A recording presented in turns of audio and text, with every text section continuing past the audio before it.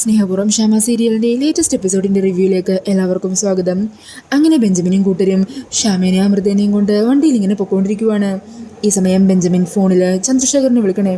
ആ സാറേ, അടുത്ത ജംഗ്ഷൻ്റെ അവിടെ എത്താറായില്ലേ? ഞാൻ ഉടനെ അവിടെ എത്തും. ശരി. അങ്ങനെ പറഞ്ഞിട്ട് ബെഞ്ചമിൻ കോൾ കട്ട് ചെയ്യുവാണ്. എന്നിട്ട് അടുത്ത ജംഗ്ഷനിൽ വണ്ടി നിർത്തണമെന്ന് പറയുവാണ് കേട്ടോ. ഈ സമയം അയാൾ സ്ഥലത്തുമ്പോൾ വണ്ടി നിർത്തുവാം. അന്നേരം ബെഞ്ചമിൻ പറയണേ, അതെ ഞാനിവിടെ ഇറങ്ങുക. ഇവളുമാരെ കൊണ്ട് ഭദ്രമായിട്ട് നമ്മൾ പ്ലാൻ ചെയ്ത സ്ഥലത്തേക്ക് കൊണ്ടുപോയിക്കൊള്ളണം. എന്തെങ്കിലും ഒരു പ്രശ്നം ഇവളുമാരുണ്ടാക്കിയാൽ പിന്നെ ഒന്നും നോക്കണ്ട, രണ്ടിനെ അങ്ങ് തീർത്തേക്കും. കൂടുതൽ പറയാനോ സംസാരിക്കാനോ ഒന്നും നിൽക്കണ്ട. അങ്ങനെ പറഞ്ഞ് ക്ഷാമേനും അമൃതേനെയും നോക്കി പേടിപ്പിച്ചതിന് ശേഷം ബെഞ്ചമിൻ അവിടെ നിന്ന് ഇറങ്ങുവാണ്. എന്നിട്ട് ചന്ദ്രശേഖരനെ വെയിറ്റ് ചെയ്ത് നിൽക്കുക. ഈ സമയത്തായിരിക്കും ചന്ദ്രശേഖരൻ്റെ വണ്ടി കുറച്ചങ്ങ് നീങ്ങി അവിടെ പാർക്ക് ചെയ്തിരിക്കുന്നത് ബെഞ്ചമിൻ കാണുന്നത്. അങ്ങനെ ബെഞ്ചമിൻ വേഗം തന്നെ ആ വണ്ടിയുടെ ഉള്ളിൽ കയറി പോകുവാണ്. ഇതേ സമയം അവിടെ ആരതിയാണെങ്കിൽ കുറച്ച് വെള്ളമൊക്കെ കയ്യിലെടുത്തുകൊണ്ട് മുഖമൊക്കെ നല്ല രീതിക്ക് വാഷ് ചെയ്യുവാണ്. ഈ സമയം ആരതിയുടെ കൂട്ടരും പതിയെ എഴുന്നേറ്റൊക്കെ ഇരിക്കുന്നുണ്ട് കേട്ടോ. അന്നേരം ആരതി പറയണേ, ഷേ എന്നാലും ചെറിയമ്മേനെ എനിക്ക് രക്ഷപ്പെടുത്താൻ പറ്റിയില്ലല്ലോ. നമ്മുടെ കൺമുമ്പിൽ നിന്നല്ലേ അവൻ വീണ്ടും ചെറിയമ്മേനെയും അമൃത മേഡത്തിനെയൊക്കെ കടത്തിക്കൊണ്ട് പോയത്. അവർ നമ്മൾ വിചാരിച്ചതിൽ ശക്തരാണ്. അവർക്കൊപ്പം ഒത്തിരിയധികം ആളുകളുമുണ്ട്. ഇനി നമ്മുടെ നീക്കങ്ങൾ സൂക്ഷിച്ചയക്കണം. എന്താണെങ്കിലും ഞാൻ വെറുതെ വിടാൻ പോകുന്നില്ല. എത്ര തന്നെ കഷ്ടപ്പെട്ടിട്ടാണെങ്കിലും ശരി, ചെറിയമ്മയെ ഞാൻ അവൻ്റെ കയ്യിൽ നിന്ന് രക്ഷിച്ചിരിക്കും. ഇത് ആരതി വർമ്മയുടെ ഒരു വാശി തന്നെയാണ്. അങ്ങനെ പറഞ്ഞ ദേഷ്യത്തിൽ നിൽക്കുവാണ്ടോ ആരതി. പിന്നീട് ബെഞ്ചമിൻ ചന്ദ്രശേഖരനുമായിട്ട് അവിടെ കാറിലിരുന്ന് സംസാരിക്കുന്നതാണ് കാണിക്കുന്നത്. ബെഞ്ചമിൻ പറയണേ, സാറേ നമ്മൾ പോലീസുകാരെ മാത്രമേ ഓർത്തുള്ളൂ. പക്ഷേ പോലീസുകാരിലും വളരെയധികം ബുദ്ധിമതിയാണ് ആ വക്കീലും. അവൾ നമ്മുടെ സ്ഥലം കണ്ടെത്തിയത് കണ്ടില്ലേ? അവളെ സൂക്ഷിച്ചേ പറ്റുള്ളൂ. എന്നിട്ട് അവളെവിടെ? അവൾ നമ്മുടെ ആ ലൊക്കേഷനിൽ തന്നെ കിടപ്പുണ്ട്. അവളെ മോളുടെ കൂട്ടരും അടിച്ചവശയാക്കിയിട്ടാണ് ഞങ്ങൾ ആ ക്ഷാമേനെയും അമൃതയും കൂട്ടി അവിടെ നിന്നും രക്ഷപ്പെട്ടത്. സാർ, ഞാൻ ഒരു കാര്യം പറയാം. എന്താണെങ്കിലും ഇതിങ്ങനെ മുമ്പോട്ട് പോകുന്നത് ശരിയല്ല. എത്രയും പെട്ടെന്ന് തന്നെ അവളുമാരുടെ കാര്യത്തിലൊരു തീരുമാനം എടുക്കണം. പോലീസുകാർ അന്വേഷണം ഊർജിതമാക്കിയിരിക്കുകയാണ്. എപ്പോൾ വേണമെങ്കിലും പിടിക്കപ്പെടാം. ഇനിയും അവരിങ്ങനെ കൊണ്ടു നടക്കുന്നത് വലിയ റിസ്ക് തന്നെയാണ്. ഈ സമയം ചന്ദ്രശേഖരൻ പറയണേണ്, എനിക്കറിയാം ബെഞ്ചമിൻ, ക്ഷാമ നോർമലായിട്ടിരിക്കുന്നതാണ് നമ്മുടെ മുമ്പിലുള്ള വെല്ലുവിളി. ക്ഷാമയെ നോർമൽ അല്ലാതാക്കി മാറ്റണം. അവൾക്ക് അവൾ ആരാണെന്ന് പോലും അറിയാൻ പാടരുത്. ഗായക ക്ഷാമ താനാണെന്ന് പോയിട്ട് ഗായക ക്ഷാമ ആരാണെന്ന് പോലും അറിയാത്തൊരവസ്ഥയിലേക്ക് ക്ഷാമയെ കൊണ്ടുചെന്നെത്തിക്കണം. അങ്ങനെയാണെങ്കിൽ പിന്നെ നമ്മൾ സേഫാണ്. അതിന് എന്ത് ചെയ്യാനാണ് സാറ് തീരുമാനിച്ചിരിക്കുന്നത്? അതൊക്കെയുണ്ട്. തൽക്കാലം നമ്മൾ ക്ഷാമയെ ഈ നാട് കടത്തുവാണ്. തമിഴ്നാട്ടിലെ ഒരു ബോർഡറിലായിരിക്കും ഇനി അവൾ താമസിക്കാൻ പോകുന്നത്. അവിടെ അവൾക്ക് വേണ്ട കാര്യങ്ങളൊക്കെ ഞാൻ ചെയ്തു വെച്ചിട്ടുണ്ട്.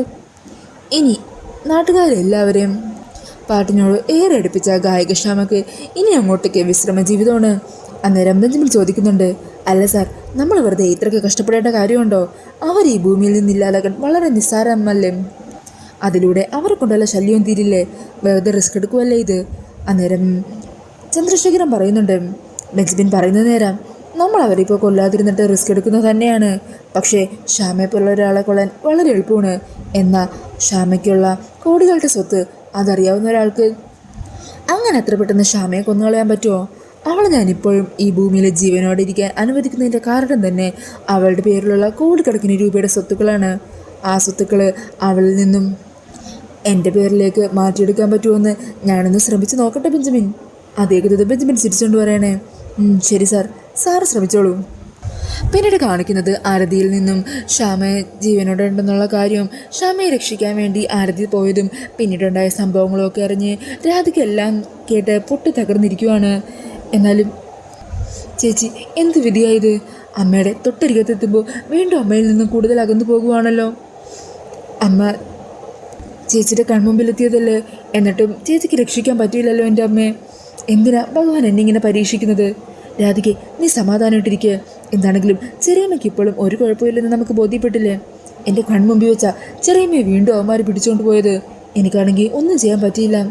സാരമില്ല, ചേച്ചി ഒത്തിരി പരിശ്രമിച്ചതല്ലേ. അല്ല, ചേച്ചിക്ക് കണ്ണിന് വേദനയോ വല്ലതുണ്ടോ? എനിക്കൊരു കുഴപ്പമില്ല. ചെറിയമ്മയുടെ എൻ്റെ കൺമുമ്പിൽ നിന്ന് അവർ കൊണ്ടുപോകുന്നത് കണ്ടിട്ടും എനിക്കൊന്നും ചെയ്യാൻ പറ്റിയില്ലെന്നുള്ള സങ്കടവും ദേഷ്യവും മാത്രമേ ഉള്ളൂ. സാരമില്ല, അമ്മ ജീവനോടെ ഉണ്ടെന്ന് എനിക്കറിയാൻ പറ്റിയല്ലോ. അത് തന്നെ വലിയ കാര്യമാണ്. ഭഗവാൻ എൻ്റെ മുമ്പിൽ അമ്മയെ കൊണ്ടുവന്ന് നിർത്തും. അതിനുള്ള സമയം ആയിട്ടില്ലായിരിക്കും. അതുകൊണ്ടായിരിക്കും ഇപ്പോൾ അമ്മയെ രക്ഷപ്പെടുത്താൻ ചേച്ചിയെ കൊണ്ട് പറ്റാഞ്ഞത്. ഞാനതിൽ ഒരു പരാതിയും പറയില്ല. ഞാനേ മുകളിലുള്ള പല ഓഫീസേഴ്സിനും അതുപോലെ ഹോം മിനിസ്റ്ററിനൊക്കെ പ്രത്യേകം റിക്വസ്റ്റും നിർദ്ദേശമൊക്കെ കൊടുത്തിട്ടുണ്ട്. അവരൊക്കെ അന്വേഷണം കൂടുതൽ ഊർജിതമാക്കാമെന്നും പറഞ്ഞിട്ടുണ്ട്. പിന്നെ ഞങ്ങളുടെ ടീമും ശ്യാമ മാഡത്തിന് വേണ്ടിയിട്ടുള്ള അന്വേഷണം ഊർജിതോട്ട് തന്നെ നടക്കുവാണ്. അതുകൊണ്ട് അധികം വൈകാതെ തന്നെ ബെഞ്ചമിനും കൂട്ടരും എവിടെ കൊണ്ടുപോയി ചെറിയമ്മേനെ ഒളിപ്പിച്ചാലും ശരി, ഞാൻ അവരെ കണ്ടെത്തിയിരിക്കും. നിന്നോട് പറഞ്ഞ വാക്ക് ഞാൻ പാലിച്ചിരിക്കും. ചെറിയമ്മയെ കൊണ്ടുവന്ന് നിന്റെ മുമ്പിൽ നിർത്തും. രാധികെ, നീ തളരാതെ. നീ പറഞ്ഞതുപോലെ ഭഗവാൻ നിന്റെ അമ്മയുടെയും കൂടിക്കാഴ്ചയ്ക്ക് ഒരു സമയം കുറിച്ച് വെച്ചിട്ടുണ്ട്. ആ സമയമാകുന്നത് വരെ നമ്മളൊന്ന് കാത്തിരിക്കേണ്ടി വരും. പോലീസുകാരൊക്കെ കൂടുതലായിട്ട് അന്വേഷിക്കുമല്ലേ?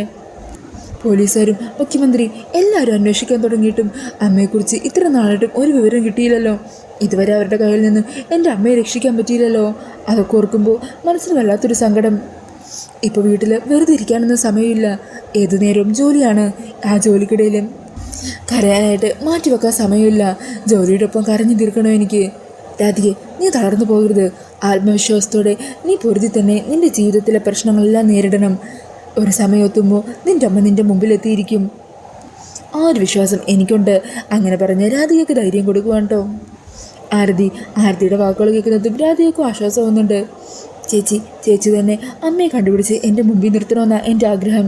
അങ്ങനെയൊക്കെ പറഞ്ഞിരിക്കുന്ന രാധികനെയാണ് കാണിക്കുന്നത്. പിന്നീട് കാണിക്കുന്നത് രാത്രി സൂര്യയുടെ കൽപ്പനയുടെ റൂമാണ്. ഈ സമയം കൽപ്പന സൂര്യയുടെ അരികെ വന്നിരിക്കുന്നുണ്ട്. സൂര്യ, എനിക്കെന്തോ വല്ലാത്തൊരു ടെൻഷനും പേടിയും പോലെ. എടോ, താൻ എന്തിനാ പേടിക്കുന്നത്? അല്ല സൂര്യ, കാര്യങ്ങളൊക്കെ പ്ലാൻ ചെയ്തിട്ടുണ്ട്. എന്നാലും എവിടെയെങ്കിലും എന്തെങ്കിലും പാളിച്ചു പറ്റുമോ എന്നൊരു ടെൻഷൻ. എടോ കൽപ്പന, താൻ എന്തിനാ ടെൻഷനാവുന്നത്? ഞാനിവിടെ ഇല്ലേ എൻ്റെ കൂടെ? താൻ ധൈര്യമായിട്ട് തന്നെ ഇരിക്കും. ഞാനെന്താണെങ്കിലും ഇവിടെയുള്ള കാര്യം അവനറിയില്ല. അത് തന്നെയാണ് നമ്മുടെ ഉറപ്പിച്ചിട്ട് നമ്മൾ പ്ലാൻ ചെയ്തതുപോലെ ഇത്തരം കാര്യങ്ങളൊക്കെ നടന്നില്ലേ? ഇനി അങ്ങോട്ടും അങ്ങനെ തന്നെ നടക്കും. അവനെ കൊണ്ടുള്ള ശല്യം ഇനി തനിക്കുണ്ടാവില്ല. തൻ്റെ കൂടെ എന്തിനും ഏതിനും ഈ ഞാനുള്ളപ്പോൾ ആവശ്യമില്ലാത്ത ടെൻഷനും ഭയവും ഒന്നും വേണ്ട കേട്ടോ എന്ന് പറഞ്ഞ് കൽപ്പനയെ ആശ്വസിപ്പിക്കുവാണ് കേട്ടോ സൂര്യ. ഇതേസമയം ഗൗതമാണെങ്കിൽ റൂമിൽ ഭയങ്കര ഒരുങ്ങി റെഡിയാകുവാണ് കേട്ടോ. അങ്ങനെ കൽപ്പന തൻ്റെ വഴിക്ക് വന്നതിൻ്റെ സന്തോഷത്തിലാണ് ഗൗതം. അങ്ങനെ റെഡിയായതിനൊക്കെ ശേഷം ഗൗതം നേരെ പമ്മി കൽപ്പനയുടെ റൂമിലേക്ക് ചെല്ലുവാണ്. ഈ സമയം ഗൗതം പതിയെ വാതിൽ തുറക്കുക. അന്നേരം അവിടെ അകത്തേക്ക് നോക്കുമ്പോൾ കാണുന്നത് പുതപ്പൊക്കെ മൂടി അവിടെ കിടക്കുന്ന കൽപ്പനേനെയാണ് കേട്ടോ. അത് കാണുന്നതും ഗൗതത്തിൻ്റെ സന്തോഷമാകണേ. മിടുക്കി, പറഞ്ഞ വാക്ക് പാലിച്ചിട്ടുണ്ട്. ഗൗതം, ഇന്ന് നിന്റെ ദിവസം തന്നെയാണ്. നിന്റെ ആഗ്രഹം നടക്കാൻ പോകുന്ന ദിവസം. അങ്ങനെ പറഞ്ഞ് സന്തോഷിച്ച് തുള്ളിച്ചാടി ഗൗതം അകത്തേക്ക് കയറി പോകുന്നുണ്ട്. എന്നിട്ട് കട്ടിൽ ആ പുതപ്പ് പൊതിച്ച് കിടക്കുന്ന ആളുടെ കൂടെ തന്നെ തൊട്ടരികിലായിട്ട് അത് കൽപ്പനയാണെന്നും കരുതി കൽപ്പനയെ കെട്ടിപ്പിടിച്ചുകൊണ്ട് കട്ടിലിൽ വന്ന് കിടക്കുവാണ് ഗൗതം. എന്നാൽ ഈ സമയം അവിടെ പുതപ്പ് പൊതിച്ച് സൂര്യായിരിക്കോട്ട് കിടക്കുന്നുണ്ടാവുക. അങ്ങനെ അകത്തേക്ക് ഗൗതം കയറിയത് കാണുന്നതും പുറത്തു നിന്ന കൽപ്പന ആ റൂമങ്ങ് ലോക്ക് ചെയ്യുവാണ്.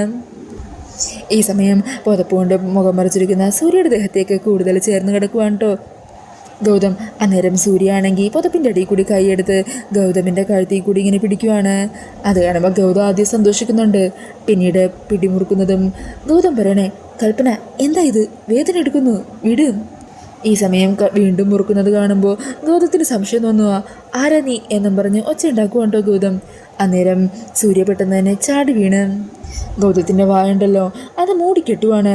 എന്നിട്ട് പറയണേ, എടാ നിനക്ക് എൻ്റെ പെണ്ണിനെ വേണമല്ലേടാ, ഇനി നീ കൽപ്പനയോടല്ല ഒരു പെണ്ണിനോട് മോശമായിട്ട് പെരുമാറില്ല എന്നും പറഞ്ഞ് ഗൗതത്തിൻ്റെ കൈയും കാലും ഒക്കെ തിരിച്ചൊടിക്കുവാണ്. അന്നേരം ഗൗതമാണെങ്കിൽ വേദന എടുത്തിട്ട് അലറാൻ പോലും പറ്റാതെ അവിടെ ഞെരുങ്ങി കിടക്കുവാണ് കേട്ടോ. അങ്ങനെ ഗൗതത്തിന് നല്ല പണി തന്നെ കൊടുക്കുവാണ് സൂര്യ. അങ്ങനെ ഗൗതത്തിൻ്റെ ഞെരുക്കവും മൂളലും ഒക്കെ പുറത്തുനിന്ന് കേട്ട് സന്തോഷിച്ച് നിൽക്കുവാണ് കൽപ്പന. പിന്നീട് റൂമിലോട് ഉറങ്ങിക്കിടക്കുന്ന ചന്ദ്രശേഖരനെ മുർവശിനെയാണ് കേട്ടോ കാണിക്കുന്നത്. ഈ സമയം താഴെ നിന്ന് ഗൗതത്തിൻ്റെ കരച്ചിൽ കേൾക്കുക. അമ്മേ, അച്ഛാ, ഓടി വന്നേ എന്നൊക്കെ പറഞ്ഞ് ഗൗതം കരയുവാണ്. അങ്ങനെ ഗൗതത്തിൻ്റെ ആ കരച്ചിലൊക്കെ കേട്ടിട്ട് ചന്ദ്രശേഖരനും മുർവശിയും താഴത്തേക്ക് ഓടി വരുമ്പോൾ കാണുന്നത് അവിടെ താഴെ സ്റ്റെപ്പിൻ്റെ അവിടെ നിലത്ത് കിടക്കുന്ന ഗൗതത്തിനെ ആയിരിക്കും. അയ്യോ മോനെ, എന്താടാ നിനക്ക് പറ്റിയത് എന്നും പറഞ്ഞ് ഉർവശിയും ചന്ദ്രശേഖരനും ഓടി വന്ന് ഗൗതത്തിനെ പിടിക്കുക. എന്താടാ, എന്താ നിനക്ക് പറ്റിയത്? നീ സ്റ്റെപ്പിൽ നിന്ന് വീണോ? അത് പിന്നെ അമ്മേ എന്നും പറഞ്ഞ് ഗൗതം തിരിയുമ്പോഴായിരിക്കും കേട്ടോ മുകളിൽ നിന്ന് കൽപ്പനയെ സൂര്യൻ താഴത്തേക്ക് ഇറങ്ങി വരുന്നത് കാണുന്നത്. ഈ സമയം ഗൗതമാണെങ്കിൽ സൂര്യ പറഞ്ഞ വാക്കുകൾ ഓർക്കുക. ഇക്കാര്യം മറ്റാരെയും അറിയിക്കരുതെന്ന് സൂര്യ പ്രത്യേകം ഭീഷണിപ്പെടുത്തിയിട്ടുണ്ടായിരുന്നു. അതോർത്തിട്ട് ഗൗതം ഒന്നും മിണ്ടാതിരിക്കുക. അത് പിന്നെ അമ്മേ, ഞാൻ സ്റ്റെപ്പിൽ നിന്ന് വീണതാ. സൂര്യ ആണെങ്കിൽ ഒന്നും അറിയാത്ത പോലെ വരുക. അയ്യോ എന്താ പറ്റിയത് ചെറിയച്ച? എന്തു പറ്റി ഗൗതമിന്? അറിയില്ല, ഞങ്ങൾ വന്നപ്പോൾ ഇവൻ ഇവിടെ വേദന കൊണ്ട് കിടക്കുമായിരുന്നു. സ്റ്റെപ്പിൽ നിന്ന് വീണതാന്നാ പറഞ്ഞത്. അയ്യോ അതെങ്ങനെ സ്റ്റെപ്പിൽ നിന്ന് വീഴാനാ? ശ്രദ്ധിക്കണ്ടേ ഗൗതം? എന്താ ഇത്? ഈ സമയം ഉർവശി ചോദിക്കുന്നുണ്ട്. മോനെ വേദന ഉണ്ടോ അവിടെ നിനക്ക്? പിന്നല്ലാതെ നല്ല വേദന ഉണ്ടമ്മേ. അന്നേരം കൽപ്പന ചോദിക്കുന്നുണ്ട്. എന്നാലും ശരിക്കും സത്യം പറ ഗൗതം, സ്റ്റെപ്പിൽ നിന്ന് വീണത് തന്നെയാണോ? അതോ ഇനി ആരെങ്കിലും പെരുമാറിയത് മറ്റോ ആണോ? അതെന്താ കൽപ്പന നീ അങ്ങനെ ചോദിച്ചത് എന്ന് ഉർവശി ചോദിക്കണേ. അന്നേരം കൽപ്പന പറയണേ, അല്ല ഈ ഗൗതത്തിനെ പറ്റിയ പരിക്കുകളൊക്കെ കണ്ടിട്ട് വീണ് പറ്റിയ പരിക്ക് പോലും ഇല്ല.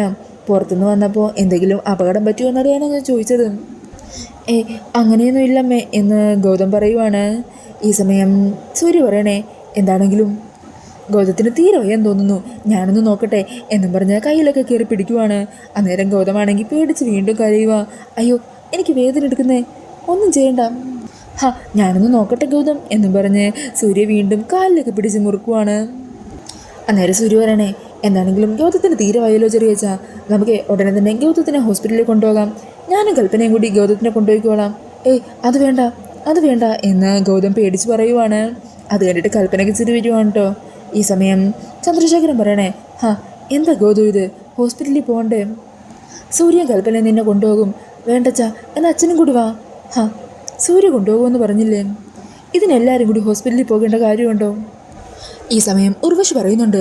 എന്നാലും ഈ കോണിപ്പടിയിൽ നിന്നൊക്കെ വീണിട്ട് ഇത്ര എങ്ങനെ സംഭവിച്ചു എന്നാണ് ഞാൻ വിചാരിക്കുന്നത് എന്നും പറഞ്ഞ് ടെൻഷനിലിരിക്കുവാണ്ട് ഉർവശിയും ചന്ദ്രശേഖരനും ഒക്കെ. അങ്ങനെ ഗൗതമാണെങ്കിൽ സൂര്യനെ പേടിച്ച് ആകെ നാണം കെട്ട് വേദന സഹിച്ചോടെ ഇരിക്കുന്നുണ്ട്. അതൊക്കെ കണ്ട് സന്തോഷത്തോടെ ഇരിക്കുവാണ് സൂര്യയും കൽപ്പനയും ഒക്കെ. പിന്നീട് കാണിക്കുന്നത് ആറ്റുവശ്ശേരിയാണ് കേട്ടോ. അവിടെ വരുൺ നല്ല ഉറക്കത്തിലായിരിക്കും. പെട്ടെന്ന് തൻ്റെ അരികിൽ കിടക്കുന്ന രാധികയെ കാണാതാവുന്നതും വരുൺ വേഗം തന്നെ എഴുന്നേറ്റ് ഫോൺ നോക്കുക. സമയമാണെങ്കിൽ ആയിട്ടുമില്ല, ഇയാളിതിവിടെ പോയി എന്നും പറഞ്ഞ് വരുണാണെങ്കിൽ പുറത്ത് സദ്യ ഉണ്ടാക്കുന്ന സ്ഥലമുണ്ടല്ലോ അവിടെയൊക്കെ പോയി നോക്കുന്നുണ്ട്. അവിടെ എങ്ങുമില്ല. അങ്ങനെ വന്ന് നോക്കുമ്പോഴായിരിക്കും അടുക്കളയിൽ ആകെ സങ്കടപ്പെട്ടിരിക്കുന്ന രാധികനെ കാണുന്നത്. എടോ രാധികെ, താനെന്താ ഇവിടെ വന്നിരിക്കുന്നത്? എന്തുപറ്റി? എപ്പോഴെണീറ്റ് വന്നിങ്ങോട്ട്? വരുൺ, എന്താണെന്നറിയില്ല, കിടന്നിട്ടൊരു സമാധാനവും കിട്ടുന്നില്ല. അമ്മയെക്കുറിച്ചുള്ള ചിന്തകൾ മാത്രമേ മനസ്സിലുള്ളൂ. അവിടെ ഇരുന്നിട്ട് എനിക്ക് കരച്ചിൽ വരുവാണ്. ഞാനിനി അവിടെ ഇരുന്ന് കരഞ്ഞ് ഉറങ്ങിക്കിടക്കുന്ന വരുണിനെ കൂടി ശല്യപ്പെടുത്തണ്ടല്ലോ എന്ന് കരുതി. എടോ, തൻ്റെ സങ്കടങ്ങൾ എനിക്ക് ശല്യമാണോ? അങ്ങനെയാണോ താൻ എന്നെ കരുതിയിരിക്കുന്നത്? അന്നേരം രാധിക സങ്കടത്തോടെ പറയണേ, എന്നാലും എന്താ വരുൺ എൻ്റെ ജീവിതത്തിൽ മാത്രം ഇങ്ങനെയൊക്കെ സംഭവിക്കുന്നത്? വിരൽത്തുമ്പിൻ്റെ അറ്റത്തെത്തിയിട്ടും എനിക്ക് എൻ്റെ അമ്മയെ കൺമുമ്പ് വെച്ച് നഷ്ടമില്ലേ? പോലീസുകാരും ഈ നാട്ടിലെ മുഖ്യമന്ത്രിയും എല്ലാവരും ഊർജ്ജത്തോടെ അന്വേഷിച്ചിട്ടും അമ്മയെ കണ്ടെത്താനായിട്ട് കഴിഞ്ഞോ? എത്ര പേരാ അമ്മയ്ക്ക് വേണ്ടി പ്രാർത്ഥിക്കുന്നത്? എന്നിട്ടും അമ്മയെക്കുറിച്ചുള്ള ഒരു വിവരം കിട്ടില്ല. എപ്പോഴാണ് എനിക്കെൻ്റെ അമ്മയെ ഇനി മുമ്പിലൊന്ന് നിന്ന് കാണാൻ പറ്റുന്നത്? എടാ രാധികെ, താൻ ഇങ്ങനെ അതൊക്കെ കൊടുത്ത് വിഷമിക്കല്ലേ? എന്താണെങ്കിലും തൻ്റെ അമ്മയുടെ ഉള്ളിൽ പൊതുവായിട്ടുള്ളൊരു കാര്യമുണ്ട്, ഭഗവാൻ കൃഷ്ണനോടുള്ള ഭക്തി. ആ ഭഗവാൻ നിങ്ങളുടെ രണ്ടുപേരുടെ സങ്കടങ്ങൾ ഇതുപോലെ അധികം നാളൊന്നും നീട്ടിക്കൊണ്ട് പോകില്ല. താൻ നോക്കിക്കോ, അധികം വൈകാതെ താനും തൻ്റെ അമ്മയും തമ്മിൽ കണ്ടുമുട്ടും. ദൈവത്തിന് അധികം നാളെ നിങ്ങളെ പിരിച്ചിരിക്കാനൊന്നും പറ്റില്ല. ഇപ്പോൾ കാണാൻ പറയാത്താണെങ്കിലും തൻ്റെ അമ്മ പ്രാർത്ഥിച്ചുകൊണ്ടിരിക്കുന്നത് തനിക്ക് വേണ്ടിയിട്ടായിരിക്കും. അതുപോലെ തൻ്റെ മനസ്സിലും അമ്മയ്ക്ക് വേണ്ടിയിട്ടുള്ള പ്രാർത്ഥനകൾ മാത്രമല്ലേ ഉള്ളൂ. ഈ പ്രാർത്ഥനകൾക്കെല്ലാം ഒരു ദിവസം ഫലം ഉണ്ടാകും. എടോ, ഞാനല്ലേ പറയുന്നത്, ഉറപ്പ്. അങ്ങനെ അതൊക്കെ കേട്ട് തലയായിട്ടിരിക്കുവാണ്ടോ രാധിക. ഈ സമയം വരുൺ പറയണേ, അതെ താൻ എന്തെങ്കിലും കഴിച്ചായിരുന്നോ? കള്ളം പറയാനൊന്നും നിൽക്കണ്ട, എനിക്കറിയാം അമ്മയുടെ കാര്യം ആലോചിച്ച് താനൊന്നും കഴിച്ചിട്ടുണ്ടാവില്ലെന്ന്. ആദ്യം എന്തെങ്കിലും കുറച്ച് കഴിക്കാം, ഞാൻ എടുത്തു തരാം.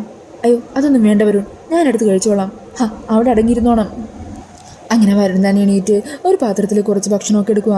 വേറെ എന്തെങ്കിലും കറി വേണോ? വേണ്ട. അങ്ങനെ വരുൺ തന്നെ രാധികയ്ക്ക് ഭക്ഷണമൊക്കെ വായിൽ വെച്ച് കൊടുക്കുക.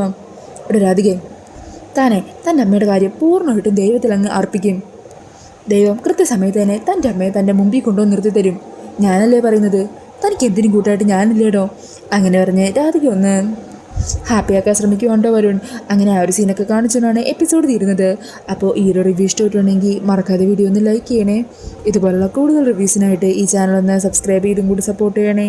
താങ്ക്